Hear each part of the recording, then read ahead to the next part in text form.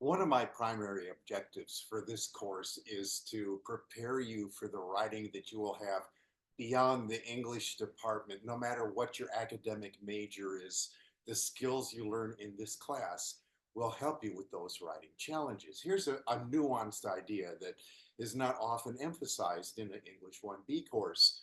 You are picking up a lot of new vocabulary.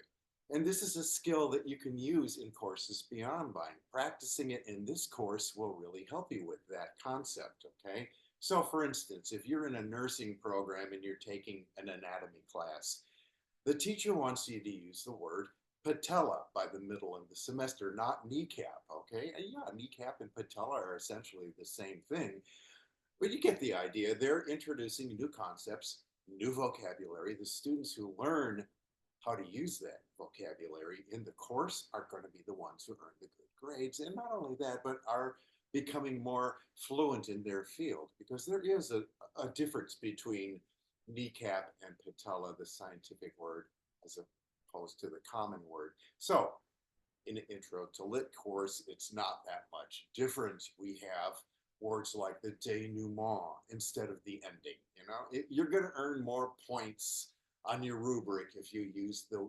vocabulary that I'm introducing in this course. So it's again not so much about earning grades or scoring points as it is to learn the concepts that the teacher is introducing to you. We had other concepts prior to this one, like round character and flat character. If you just say the characters feel real, then you're not using the course vocabulary like you would if you were saying they're a round character. If you just say the ending of the story instead of the denouement, you're kind of missing that opportunity to use not just contrived to earn a good grade in the class, but to use the course vocabulary to demonstrate that you're picking up on the phrases. Now let's talk about the denouement. You're going to be generating some ideas about the short stories that you read. Your job as like a movie critic, okay? It's a lot like writing a book review for the New York Times or something like that. You can criticize the essays that you're reading and saying, the denouement let me down. It was a disappointment. I don't know. I wanted more. Or you could say it left me thinking for days, and I was really profoundly moved by the denouement of this story. And denouement, to help you remember, it's a French word, a fancy school teacher word. It means the tying up of loose ends. Okay, so does the story tie up the loose ends, or does the story just kind of leave you hanging? Maybe the author, on purpose, had a cliffhanger because they want to sell a second book and a third book and write a trilogy or something like that.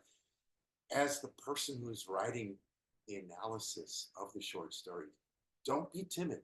Don't be afraid to critique and express your feelings. But I think it would be better expressed in a scholarly way instead of saying, I feel it was a letdown, say, it was a letdown. Just state it and then support it with evidence. The evidence could be from a critic who agrees with you if you found some great secondary source quote that you could use to support your argument, or it could be just the primary source where you pull out a line or two from the ending of the story and you say, look what a letdown this is, or look how profound it is, it leaves the reader thinking.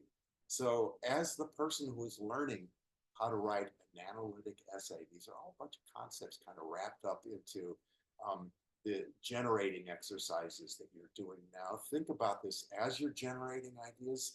Put some heart and effort into these generating exercises, because later on, you're literally going to be able to copy and paste them and put them all in one long Microsoft Word document, and then you'll find you have most of your essay already written. All right, that's enough for the denouement right now. This is the denouement of this video. See you in the next lesson.